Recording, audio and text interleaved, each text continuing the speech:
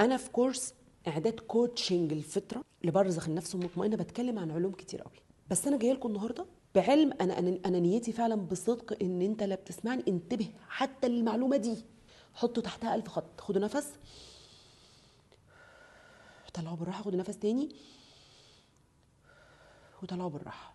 دلوقتي في علم اسمه علم الصوت، مش اي علم صوت، علم الترددات الصوتيه. يعني ترددات صوتيه، انا عندي تليفون مثلا، التليفون ده ابدا ان انا افتح مسج فاسجل فويس، وبعد ما اسجل فويس بيوصل في اقل من ثانيه في دوله تانية.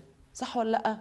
ده علم الصوت اللي هو عادي، يعني اللي هو فيه ترددات بتتجمع، ترددات صوتيه تبدا تتجمع. احنا مش شايفين حاجه، انت شايفينها؟ لا مش شايفين. ممكن تروح بس مش حد جنبك، لا ده في دوله تانية. طيب علم الترددات الصوتيه وصل ان هو يقدر يتلاعب بكل حد بيشوفني دلوقتي عن طريق افكاره. يعني انت تبقي قاعده كده يا جميل، فجاه هوب هوب هوب هوب جات لك فكره. ايه ده؟ يعني ايه؟ اه، احنا ناس كتير بقيتوا محملين بكم افكار جايالك وانتي مش واخده بالك منها. الافكار دي قادره انها تهدك. وانا قصدي في كلمه تهدك